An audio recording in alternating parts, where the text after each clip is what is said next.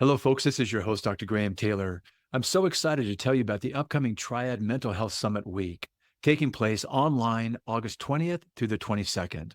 This 3-day event is free to attend and will cover different themes each day: positive change and equality on the 20th, simplifying the pathway to licensure on the 21st, and elevating therapeutic skills on the 22nd.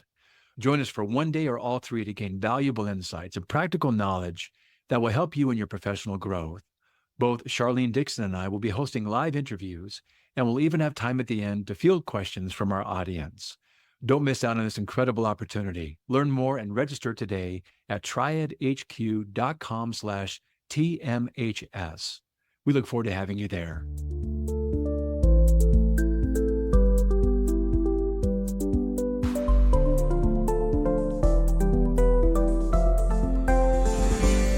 Welcome to Behavioral Health Today, a podcast brought to you by the Triad Network. This podcast is designed to share trending topics occurring within the world and our communities and bring them a behavioral and mental health perspective. Welcome to Behavioral Health Today, a Triad production. I'm your host, Dr. Graham Taylor. Today's show is part of our Clinicians series, and I love these shows because we get to take you into the therapeutic work itself, allowing you to get a sense of and an appreciation for what actually occurs within the therapy session, along with understanding of the various techniques and therapeutic strategies and the constructs that take place between the therapist and the patient. Ideally, the series allows you to kind of demystify the therapeutic process and provide you with an understanding of how life-changing psychotherapy can really be. I'm not only excited about this show being a part of our Clinicians series, but I'm so happy to have a return guest. Tanya Cole-Lesnick joined us in a prior show where we focused on clearing energetic clutter and the transformative power of group work. Tanya is a psychotherapist turned transformational coach whose journey from personal struggle to professional fulfillment fuels her mission to empower others. Tanya's path began in her mid-20s when she sought therapy to navigate a love life challenge, initially grappling with shame and vulnerability. Embracing group therapy led to a profound insight, culminating in both professional growth and a career shift from graphic design to social work. With nearly 3 decades of experience, she facilitates emotional growth through therapeutic groups and innovative coaching techniques. Her Activate coaching program empowers individuals to clear obstacles and build lives aligned with their deepest aspirations. Beyond coaching, Tanya offers life-changing retreats, inviting women to rediscover play, creativity, and connection. Today's Clinician series focuses on group therapy and a deep dive into support dynamics. Tanya, nice to have you back. Thanks for being here. So great to be back with you, Graham. I'm excited to get into it again. We had All a great right. first chat. Nice to have you. Well, in our last show, you defined for us energetic clutter and how it impedes growth. And you helped us understand the ways that we can identify the clutter in our lives, as well as a brief overview of some of the techniques and strategies that go into your unique and very effective healing model of therapy. But as we start off today, let's just do a little quick refresher of what is energetic clutter and its impact and its cost to our lives. Yeah. So energetic clutter is really just a term that I came up with literally when I was cleaning out my kitchen cabinets, but it helped me really connect to the idea of the work that I've done for 30 years now, helping people identify what's in the way, what's not serving them anymore, and what do they really want to be focusing on. So, what the quickest definition that I've come up with for energetic clutter is these are things that demand our time, our focus, and attention, but they don't help us move the needle towards growth or meaning or how we want to feel. And most of it is a combination between limiting beliefs that we all have taken with us from our childhoods, from the families that we grew up in and the cultures that we grew up in, and paired with the behaviors that go along with that. So it could be something like, I'm only lovable if I tell somebody yes, if I'm accommodating to them. Mm. Otherwise, people will abandon me. So that's the belief, the limiting belief. And then the behaviors that go along with that are people-pleasing behaviors. Let me just be accommodating. Let me put myself on the back burner. So that's just an example of one, but it's that kind of thing that can take up so much energy from Mm. us. And if we've got a lot of limiting beliefs that are running the show for us, we can be so exhausted and depleted that by the time we want to know what matters to us or start to focus on something that matters to us, if we're lucky enough to even know what that is, we can be just too depleted by then that we can't even get to it. Yeah. I think it's a great reminder of that definition. And what you're just suggesting here is that while these things happen, whether it's cultural influences or our family of origin influences, these things happen at an unconscious level. We're Yeah. developing these things along the way. And the way you're putting it so nicely is that at their very best, some of these compensatory strategies, maybe I don't share my needs. Maybe I take care of Mhm. yours in order to keep our relationship intact. Mhm. They're all in the service of something very, very important. And we don't recognize that we're doing it, but at some point in our lives, they become inhibitive of Mhm. us living a full, free, and healthy life. And they become kind of clutter, don't they? For sure. Yeah, they take up a lot of space. They take up a lot of our life energy. Yeah, they really do. I love the idea of therapy and being able to address these things, but you've been working in group therapy now in some really, really fun and cool ways. What have you found being so unique about Mm, group work in a healing process versus individual therapy, which is good too, but what is unique about yeah, group work have you found? yeah. Yeah, I think what is I mean, there are a lot of different things that I find very powerful about group work. One is that just knowing you're not alone. I think so Yeah. often we can be hard on ourselves and think that somehow everybody else has gotten it figured out and we haven't. And Mhm. so group helps people understand that, oh, we're kind of all navigating this tricky territory of being human. And when we see other people that we can admire, that we could see as people who are very accomplished, still struggling with their own insecurities, it just helps take the edge off of what we may see with our own behavior, some of the inner critic stuff we might say to ourselves. So there's that. Another thing that I think is really powerful about group work is connecting to ourselves through it. So, as we're talking about our own journeys and we hear other people talking about their journeys, their personal growth journeys, their life journeys, there are things that are going to resonate with us that we didn't necessarily anticipate. When you go into individual therapy or coaching, you'll come with some agenda. And of course, the person that you're working with will have some questions that help you clarify some things, understand some things, touch on some things.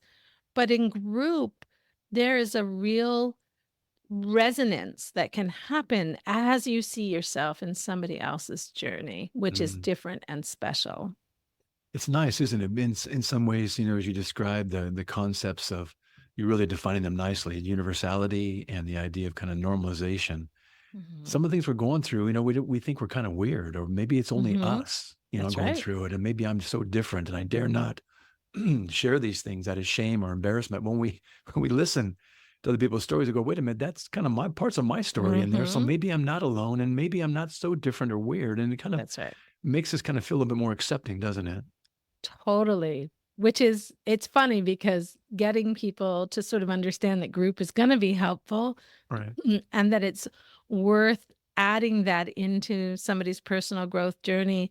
At first, I often get a lot of resistance because Yeah. there is that fear like, oh, I can't go share Right. my story with these strangers. I mean, I can do it with you, this person who's sort of hired to support me, but these strangers, what are they going to say? They might see me as flawed and I don't know if I want to go there. So there's a lot of resistance I think and fear at first because Mm. I think people don't anticipate that they're going to feel so seen and understood. It's really a safe place, isn't it, for vulnerability? It's almost kind of paradoxical. I'm going to go into a group and I'm going to share myself, and you're encouraging me to trust that it's safe so that I can be vulnerable. Mhm. And and it's you want me to do what? And Mhm. the answer is just to try it, just to see. I want to do something. I'd love to just jump right in. As part of our Mhm. clinical series here, let's jump into kind of how you do your group. So let's let our listeners have a sense of what they would experience if they were to walk into and be a part of your group. Show this as typical size and Mhm. the ways that you welcome folks in, and walk us through the experience that they're going to have. Yeah, yeah. Well, all my groups right now are virtual. That was not always the case, but I've just continued with them being virtual because I love the freedom to work with anybody in any part of the world. So when people join, usually there's a lot of conversations that have happened first where I help people understand, similar to what you and I just talked about. What are some of the benefits? Why would somebody even consider group and what would Mhm. that be? Why would they take that step? So that's already happened. And then they come into group.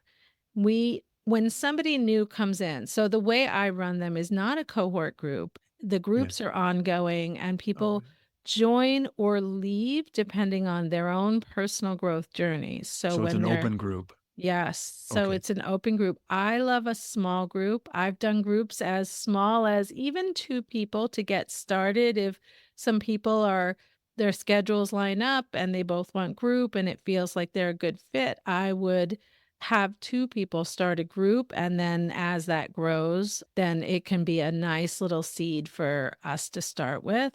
And then I don't like to do groups bigger than 10 really. I feel Mhm. like once they're 10 is like a nice, still intimate size where we can talk about what's going on with each individual. I see the groups as an opportunity for people to get to know them and to be seen. And so for them to be small enough to have that opportunity is really important.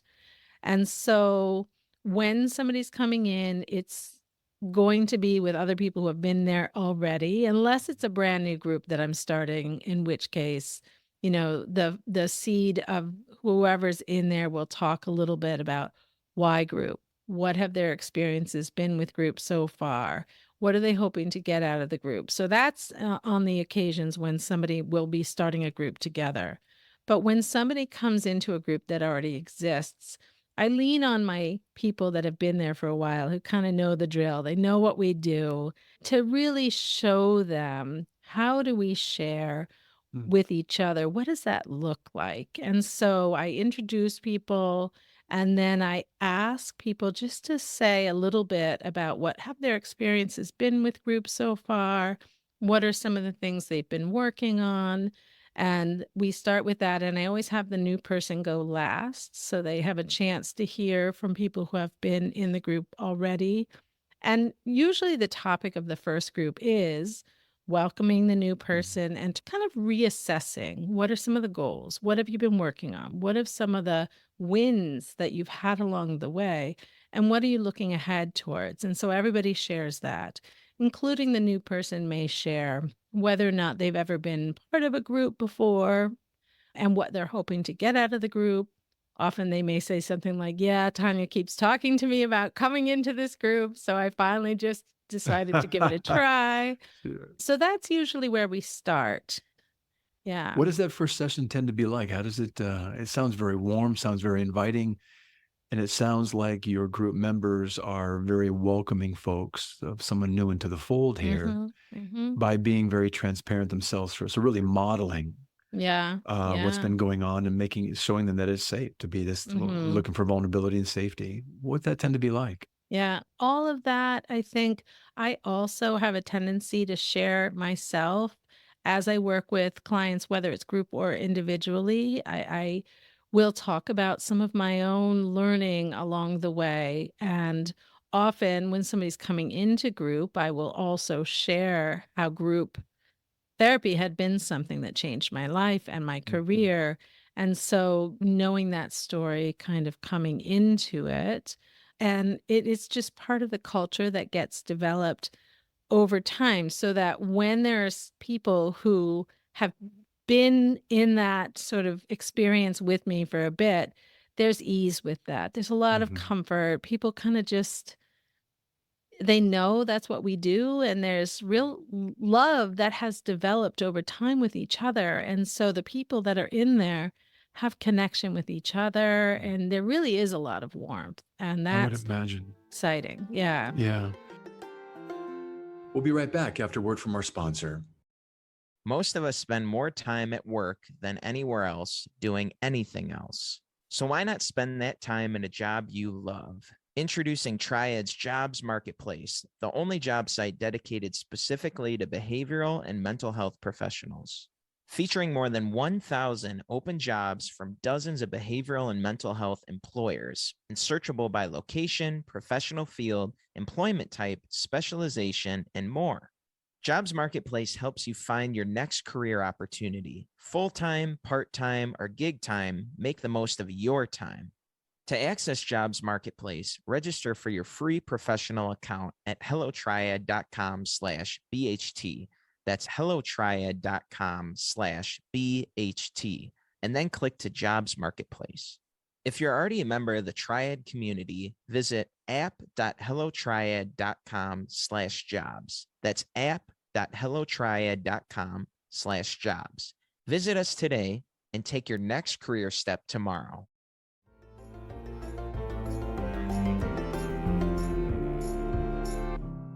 So I'm the new member. I got welcomed last week, let's say. Yeah.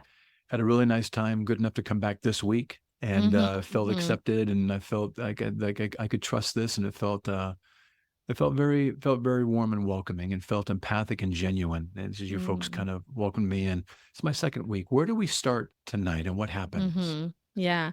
I actually run my groups every other week. Okay. And so on the off week, what I offer is a topic for people to think about. So when somebody's new, like I said, we'll focus on the welcoming. But Mhm. then once the person has been officially welcomed in, and that can be more, it doesn't have to end, but it's in terms of focus and topic, it's very specifically what I shared with you. But then I start to offer topics in between. So something like, well, the one that I'm offering for my group, for my next group is, what does your best life look like? What's your vision of that? And for them to share that with each other, and then we'll explore how close to your best life do you feel you are? What's not part of your best life vision that is happening in your life now, that kind of thing. So I'll just send out an email with the topic so that people have about a week to think about the topic. They can write about it if they want. That can be a real thorough way to process it, or they can just think about it. But having Mhm. a week to kind of mull over it is helpful. So then we get into the group. We usually start with a little bit of a catch up. How's it going? With a new person, it might be something like, how was the first group for you? That kind of thing. So we can process that a little bit. And as we get to know each other and the journeys that each person is on, that's part of the check in. And then we get into the topic. And what I have found is, without the check-in, we're not addressing what's happening in real time for people in their lives. And without the topic, we're not necessarily going as deeply as we do when we have a topic that we're exploring together. So Mm. the combination is really powerful to have both of those things at once in the plan of the structure for the group. And I usually will pick people, just especially in the Zoom. It's a little bit harder, I Mhm. find, than in person, for people to know who's going to start us Start off, us that out, kind of right. thing. And so I will often say, oh, go around on who I see on my screen and start with somebody. And with new people, I often have them listen a bit and go closer to the end, because I think it just helps Mhm. them understand how to navigate that. So, and one of the questions that I love that I always ask is, as they hear each other share, I want them to comment about what's resonating for each of them as they Mhm. hear the others share, because it's in that overlap that I think there's such connection to other humans. And really, we can see each other and see how we fit in. And that is an important part of the conversation. Give me a sense of some of the other topics that you might have laid out that Yeah. are kind of primers for the upcoming session. Yeah. So the last session, I asked people to spend the time between when I sent the topic and the group to look for moments of everyday joy. Where do they find joy in their everyday lives? That, and also, what do they notice as they're being intentional of looking for joy? What are they noticing about their own day-to-day experience? Does anything shift with that? So that's Mm. another one. I've talked to them about energy, what feels energizing to them, what feels depleting to them. We've talked about self-care. We sometimes will listen to a podcast together Mm. and we'll talk about what some of the reactions have been. We'll talk about limiting beliefs. So Yeah. you're giving folks kind of as I mentioned, kind of a primer, knowing that these types of things naturally take us to places that we probably need to go that Mhm. are part of our own life. And ideally, it sounds like you're trying to take it from just kind of a head level or a cognitive level down to maybe more an experiential, even emotional processing. And just walk me through that piece of it right there. So, Yeah. yeah, I think self care is a good thing. Mhm. Okay. But you're looking Mhm. to kind of deepen that. Walk Yeah. me through that piece of it. Yeah. So if it was self-care, one of the things that I've said is, what have you done for self-care specifically between now and the next time we meet? And so it takes it into a very real life. What are they each kind of using in their life? Where do they get stuck with it? What helps? Are they feeling grounded from the self-care? Are they Mhm. feeling that they're getting the impact that they're So if someone wanting? says to you, I'm just, I'd love to have done Yeah. it, guys. I'm sorry, but I got too busy. And Yeah. where would you take that? Yeah, I probably would explore with them about what do they think got in the way from it Uh, and what is the role of self-care in their lives overall. I mean, some of which we kind of already know because we've taught these topics that I'm bringing, we touch on them probably most weeks. We probably have some reference to self-care most weeks. So we kind of explore it. I had somebody, one week with a podcast. I asked them to listen to a podcast and then one of the people never got to it, which is fine. Like I don't want ever anybody yeah. to feel like somehow they're not going to get value from the group if they weren't doing their homework. It's just all part of it and understanding too, how do they come back and focus on themselves if maybe they have 3 kids in the other room, that kind Yeah. of thing. And so Yeah. helping people understand how to prioritize themselves. I ask people for their own suggestions. So if there's ever anything, because it's really a collaborative group experience. So if there's ever a topic that anybody is interested in exploring, I welcome that. So we've done things like read a book together because somebody was reading the James Clear Atomic Habits book Oh, was yeah. one that somebody was reading and they thought it might be interesting for us all to talk about it. And so we agreed it was part of like, are people interested and willing to do that kind of thing? And if they are, we can do it together. Another person brought in the topic of feeling that her anger gets triggered sometimes when she's overwhelmed and she wants a better understanding of that. And so the topic that week was to track it. Mm. When are you finding yourself getting overwhelmed and maybe speaking with more anger than you're comfortable with? I think in that time I just said triggered with anything and then we would Right. talk about it. So that's what people tracked it and then we kind of tried to count backwards and look at what might be a limiting belief underneath this that is impacting the anger. And so we peel away lots of different layers. I was thinking the very same thing. It sounds like these are places just to start, going back to your energetic clutter here, those limiting beliefs and behaviors that follow. Mhm. And more times than not, they're often, well, they're unconscious. Mhm. And so part of what therapy gets to do, we get to make the unconscious conscious. Why do I do That's right. that? Or why is that my response all the time? I never even realized that I did that. That's right. And we're talking about, well, I just got too busy. Well, maybe Yeah. I get busy because my language of love is works, and that's how I get value. And That's maybe I right. begin to kind of deepen my understanding of that in ways that I never saw before. But then I have a very small place in my own life. So Yeah. these are ways just to kind of go down to what those limiting beliefs may be, the behaviors that can follow, whether it's why aren't you living your best life or That's right. what's so hard about that self-care? Those are just starter places, aren't they? That's right. Yeah, I mean, I think I often tell people we learn just as much from what they don't do as we do from what they do. So there's no should anywhere. We just want to keep paying attention and learning and growing and sort of allowing that experience to continue to help us grow and move forward and be more intentional about how we want to live our lives. What are some of the common challenges that you find? These are great topics as kind of springboards into deeper conversation and also self-awareness. What are some of the common challenges that you see, maybe areas of resistance that come up, and how do you address those? Yeah.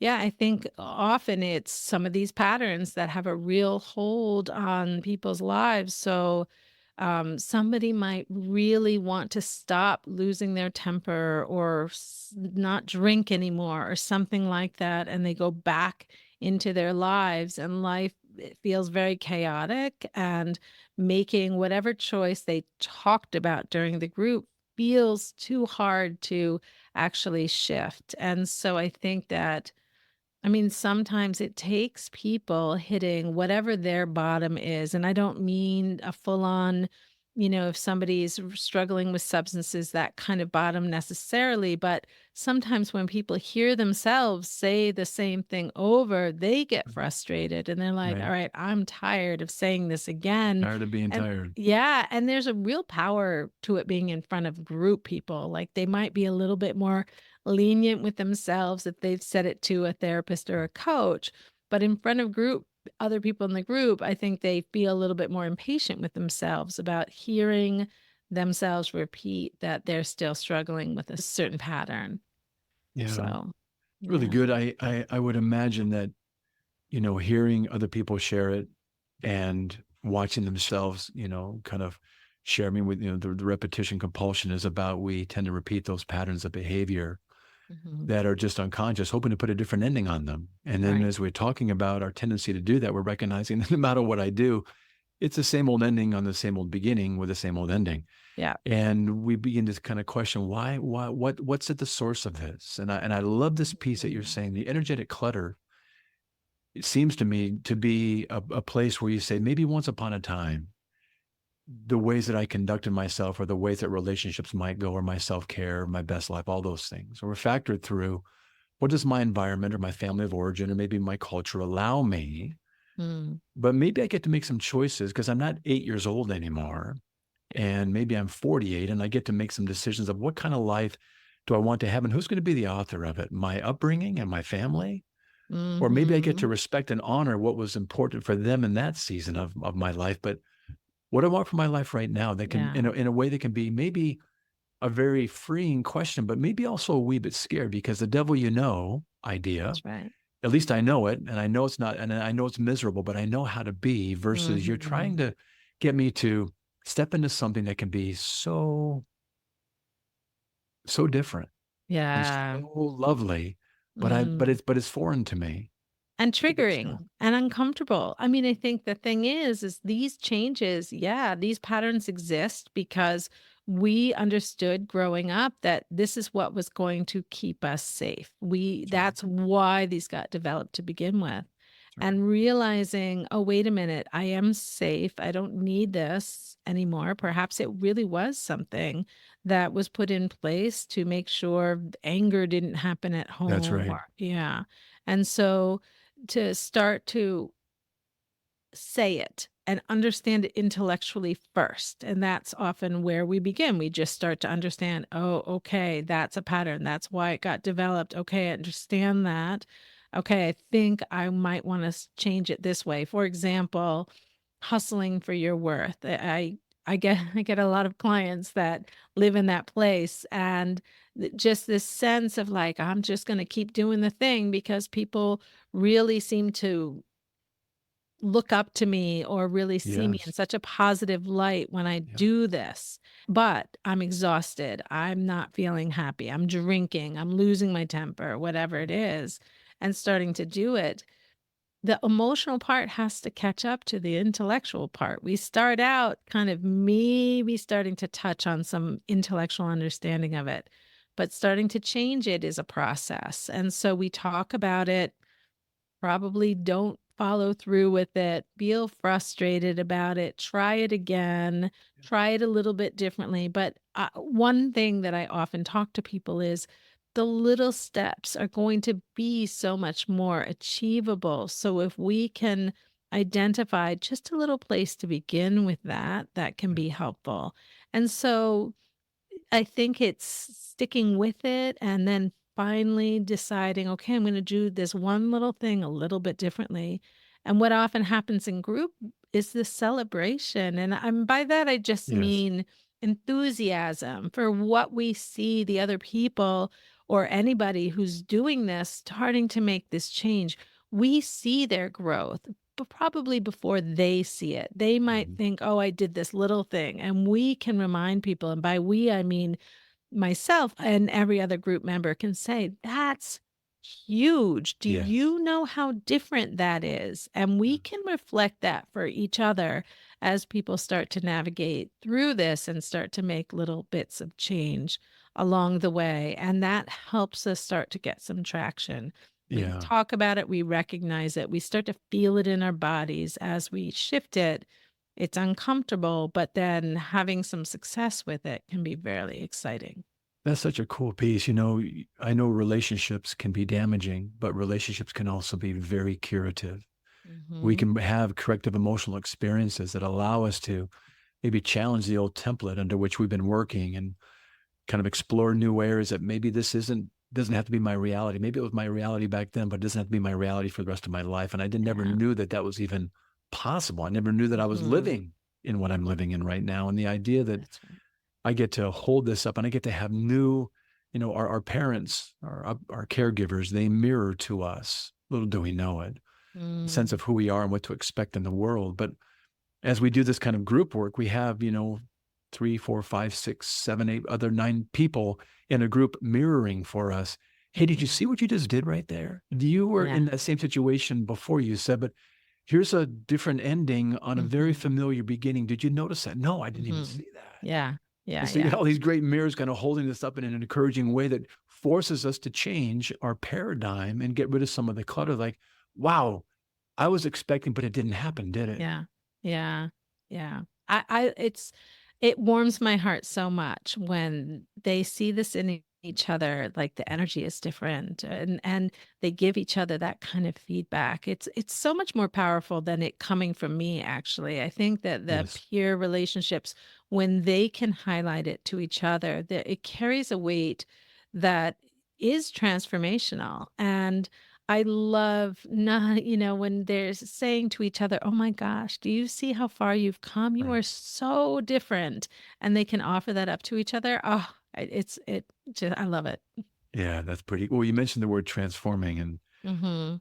when you're working with groups and we're kind of rounding the corner of our time here, but I wanna Mhm. come just kinda highlight something. When you're working with groups and you're helping folks kind of unclutter their energy, those things that are limiting beliefs and behaviors and ways maybe they never even saw or appreciated before, but you get to make that more conscious and in Mhm. a non-judging way, be able to say, "Maybe once upon a time this worked, but maybe it's becoming limiting to the Mhm. very things you might wanna have, your self-care, your best life, etcetera." Yeah. As you begin to unclutter some of these things and the group is working the way that groups have the potential to work, what are some of the transformations you see taking place in people's lives and what are they experiencing? Yeah, yeah. I mean, I've seen things like people starting to put rest into their lives on a regular Mm, basis, give themselves permission to slow down. And then just the energy on somebody who's done that, how different they are. There could be an intensity that they've hopped on yes. to sort of the group with and maybe a bit of an edge to them. Whereas when they start to take care of themselves differently, we can feel it and we can see it. So there's that. I've had people quit drinking. Mm, I've had people make a choice like getting a divorce, which may in some ways not sound necessarily like it's a way of taking care of yourself. But if you're sometimes it is. staying in a marriage that's toxic, and so sometimes somebody makes a choice like that, and we can kind of help them each step of the way. There is something for all of us, myself included, because group was what changed my life and my career early on is kind of knowing that you've got a team behind you. Even when you're not physically with that team, you're kind of navigating your life separately.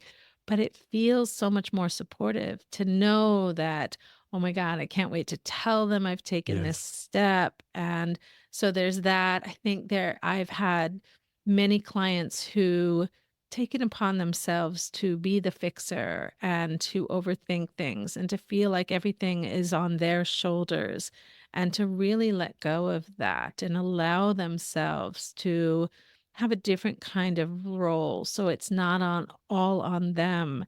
And so there's a lot of letting go that happens, a lot of choosing what people want. And then again, I know I keep talking about the energy, but it's like even though we're in Zoom, we can just see how Yes. different they start to show up. And I love that. That's fantastic. I would love our listeners to receive from you, Tanya, just maybe a final message of hope about the life that maybe they could experience by clearing some of this energetic clutter and maybe the power and beauty of the group process like you're talking about today. And maybe it's kind of giving them a gentle nudge of, hey, Mm. consider group being a part of your personal growth. Give us a word, would you? Yeah. A word. Yeah, maybe Um, a two, few words. two words. I think just the possibility of connecting to your own heart and starting to navigate your life from that place, I think, is how we live lives that light us up. They've got to be from the inside out. And so often we don't feel like that's available for us because we're so busy doing all the things we think we should be doing. And so I think to make a choice that you can actually choose differently and you can find support for that journey. That's an awesome message. Well, Tanya, I would love our listeners to be able to follow up after our show today and learn more about you and connect with all that you're offering. How can they do so? The easiest way to connect to me is my website, which is my name, but I offer an easier to remember URL, which is clearenergeticclutter.com. And on there, I have various things, but you can schedule a free 20-minute discovery session with me and would love to chat with anybody interested in considering how this could support them. Very good. We're going to put that up on our site today, too, after our show. Well, Tanya, it's always nice to be with you. I so enjoyed our first time together, equally enjoying today's time. Thank you so much for coming back, being part of our Clinicians series here today, and just kind of deepening us in a way of understanding just the power that we have to heal, to grow, and how impactful and how lovely doing it within a group Mhm. process of others, kind of sojourners that kind Mhm. of almost become our soulmates as we begin to kind of journey through Yeah. our personal growth with you facilitating that process. It's been really great to be back with you. Thanks for being on the show. Oh, thank you, Graham. I've loved this one as well. And it's really nice to be able to talk about these deep, important parts of living our lives. I would agree. And we're going to look forward to having you back at some point. Thanks again for today. Awesome. Thank you. Also want to thank you, our listeners, for dropping by and joining Tanya and me today. It's always great to have you with us. I want to remind you that this episode and all of our resources can be found on our webpage at triadhq.com/BHT. Thanks again for being with us on the show. Now we'll look forward to having you back with us next time on Behavioral Health Today. We appreciate all the support from our community, and if you like our show, one of the best ways you can support it is by giving us a 5-star rating and leaving a review. Behavioral Health Today is a podcast part of the Triad Behavioral Health Network, all rights reserved.